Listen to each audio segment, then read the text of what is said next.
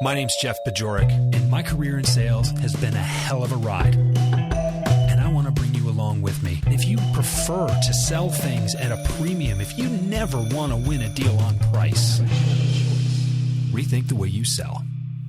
Welcome back to the show. I'm your host, Jeff Bajorek, and I'm here to help you rethink the way you sell. Why do salespeople make it so hard for people to buy? I'm going to share with you a conversation that I had with my friends Liz Wendling and Larry Levine, and we were talking about this. And I was going through a situation at the time where I was literally trying to buy from somebody.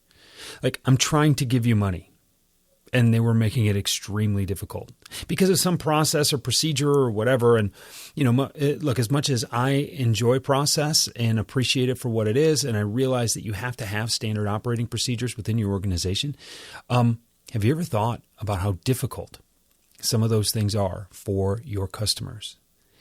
When you think about creating an environment to buy, it includes all the hoops that people have to jump through in order to do it.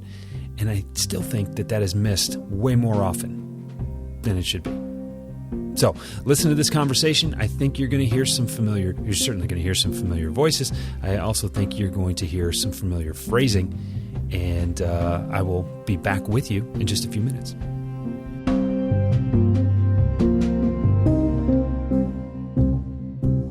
Liz, we were talking before we started recording. Larry was kind enough to listen and not butt in too much about how salespeople make it harder than they need to sometimes to do business with them. And it's funny, on the why and the buy recently, I talked about something with chat service, customer service over chat, like trying to buy something over chat, trying to return something over chat, and how that's a pain. I won't get too much into detail because it wouldn't be fair to a guy named Mike. But Mike's making it real hard to do business with him. I'm like trying to give him money. And the last email I sent him was, I'm trying to give you money, dude. Please help me understand how to give you money. This happens more often than people realize. And I think it's because they're not looking at themselves in the mirror, so to speak. They're not looking at their own processes. They're not demonstrating a lot of empathy. They're really not even thinking about their customers. Why do people miss this? How is this something? How can you take something so, I'd like to say obvious, but it's not obvious, but it's certainly substantial. How can you screw something like this up? The guy's made the sale. He won't take my money yet, right? Like, this happens. He's not the only one to do this. What's going on?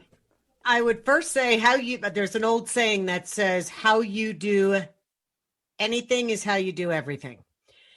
And that means so much to me because I think of friends or family or past clients. And if you never follow up with someone, I don't expect you to follow up with me. If you're the type of person that forgets to call people back, then you're the kind of person that allows you forgetting to call people back.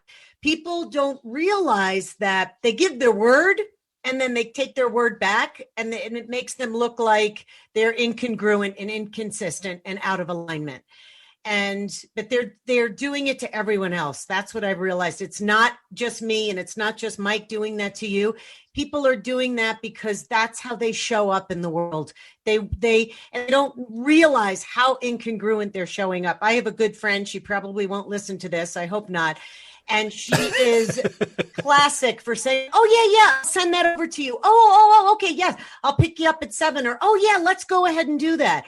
And never follows through. Never even says, hey, I know I owe you that article. I didn't send it to you last week. Or, hey, I forgot to do this. Or, hey, I'm going to be 10 minutes late. She's just late. And finally, now I'm not here to change everybody in the world, but I did try to change her. And I just said, look, if you and I are going to hop in a car one day and go to a networking event again, if you are not at my home 5 minutes after you said you were going to be there, I'm going to text you and I'm just going to tell you that I'm going to meet you there, because that's not what I'm committed to. I'm committed to being on time. I'm committed to showing up in a really specific way in my life and in my business. So I honor my word and I do what I say. And I just thought everybody did that. I really did, until I started a business. And I realized that that's not the way it is. And my dad always taught us to follow through. If you're going to say something, you do it. If you RSVP for a party, you show up. Even if you don't want to be there, you go, because you gave someone your word and you follow through. And oh my gosh, it reverberates through my ears. I can still hear him saying that. And it's just something I've adopted for me. Now, I know that's everybody isn't going to want to jump in and do that, but I would challenge people to take a look at, where do you give your word and then take it back? Where do you tell someone you're going to do something and then just completely drop the ball? That says so much about you and not the other person, but you leave a lot of damage and a lot of carcasses behind because of what you're doing to people. So I don't think it's intentional. I don't think they realize they've got these bad patterns and bad behaviors that aren't serving them. Well, just think about it for a second, how long it takes for us to build trust. And it's broken in an instant. It's broken in an instant because of something that we may not think is that much of a big of a deal. It is to somebody else. Yeah. And there's something really cool about someone saying to me, Liz, I totally screwed up. I promised you this by this day, and I didn't do it. And I take full responsibility. Oh, that lights me up when somebody does that and says, I effed up.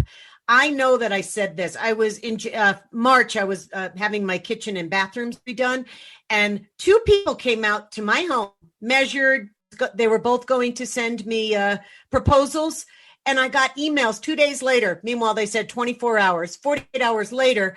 Oh, I got really busy, but I'm still working on it. And I emailed them both back and said, you can forget it. Don't even waste your time doing those proposals. You told me 24 and now it's 72 and that doesn't work for me. Had you told me, I'd be just fine.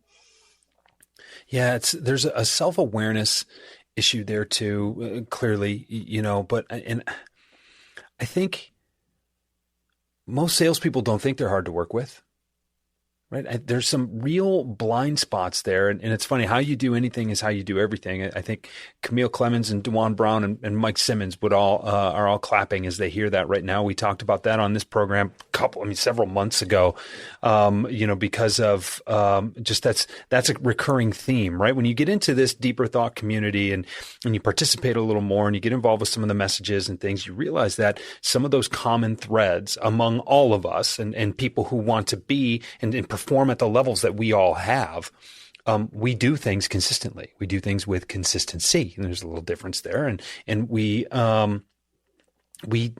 it's not just about owning up to it. It's not just about, I made a mistake and I'm coming back and I'm going to own up, or I'm going to own it and take responsibility. It's like, do you put yourself in position to underdeliver on a regular basis because you are stretched too thin, because you are unprepared, because you are trying to find a way to not do the work, right? You're trying to find some solution to help you scale something rather than just sitting down and getting to the point.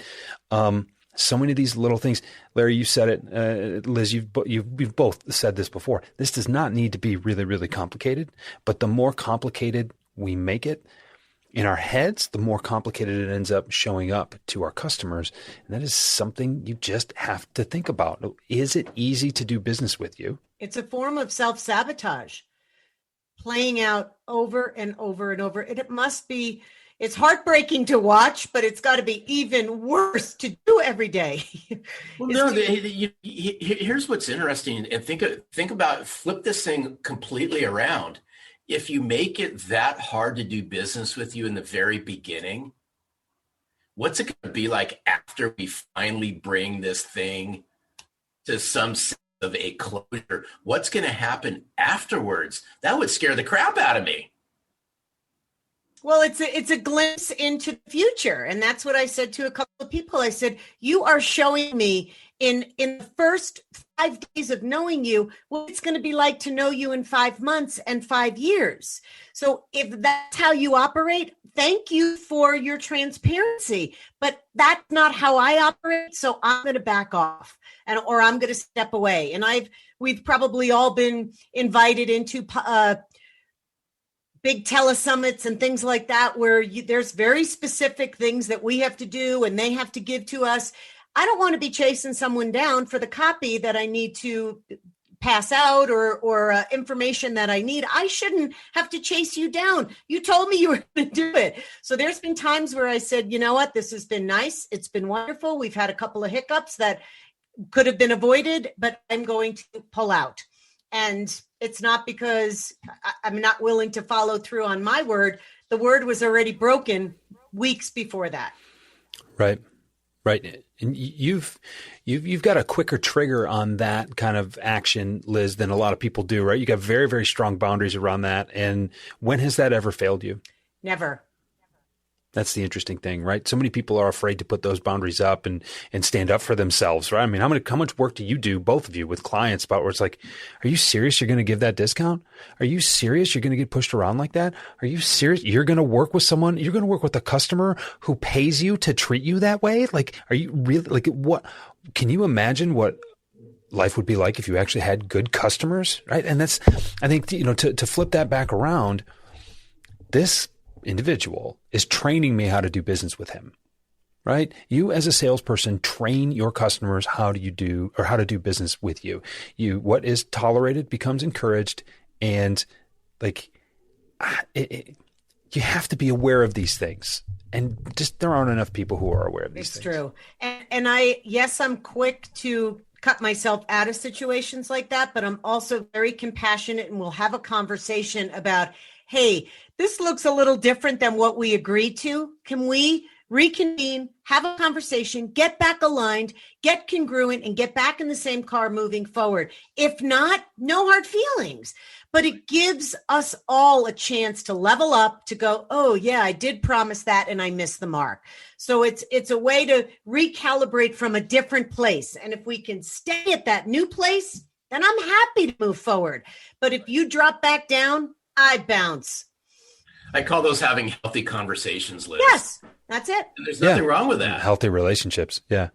So true. Yeah. Healthy conversations lead to healthy relationships. Oh yeah. That's the thing. And I think, look, how do we wrap this up here? We all buy things, right?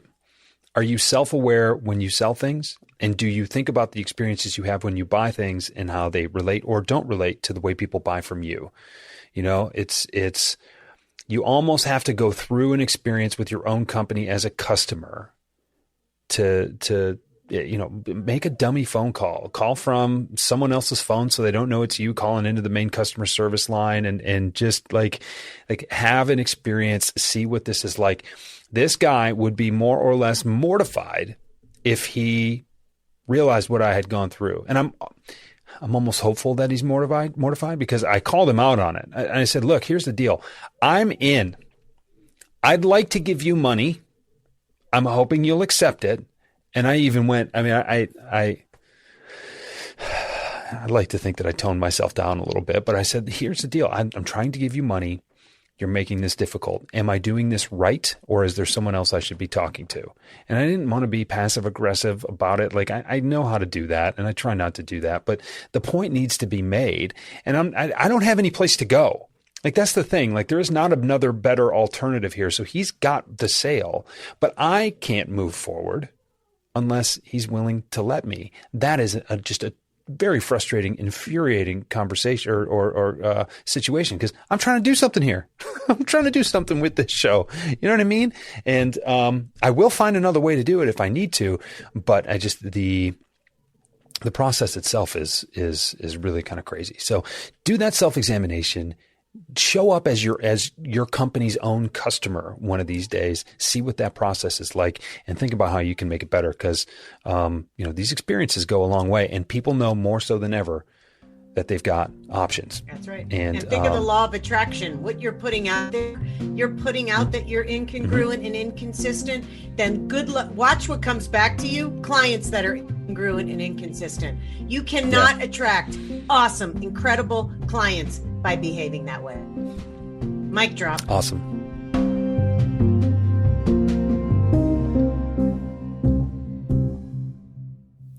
Well, does any of that sound familiar? Hopefully, if it sounds familiar, then it's because of your own personal experience with somebody else and not the way your company treats your own customers. I thought it was interesting, too, that Liz mentioned that how you do anything is how you do everything. And that's completely irrespective of the conversation I've already shared with you earlier this season from Camille and Dewan. So it's a nice little tie together there. But, I mean, look, this is simple stuff, right? Things like doing what you say you're going to do, keeping things as simple as possible, logical next steps.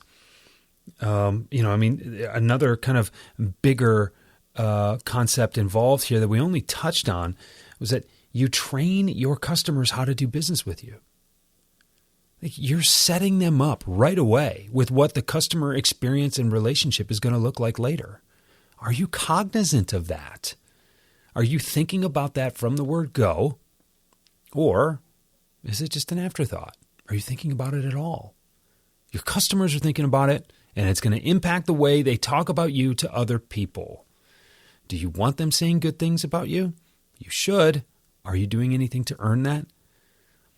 Are you barely earning their neutrality?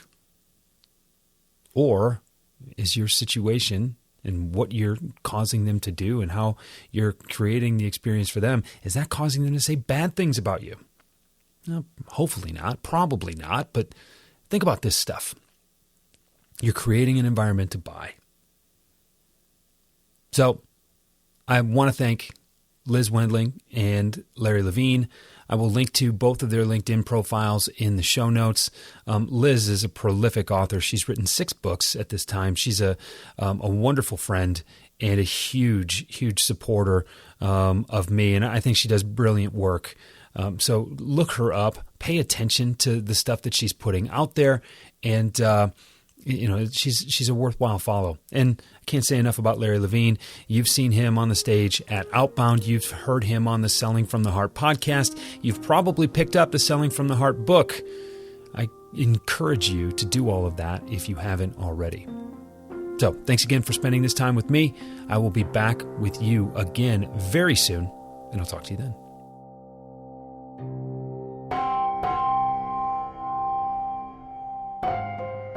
Rethink the Way You Sell is a Pod About It production. It's mixed and edited by Doug Branson, with music by Blue Dot Sessions and Doug Branson.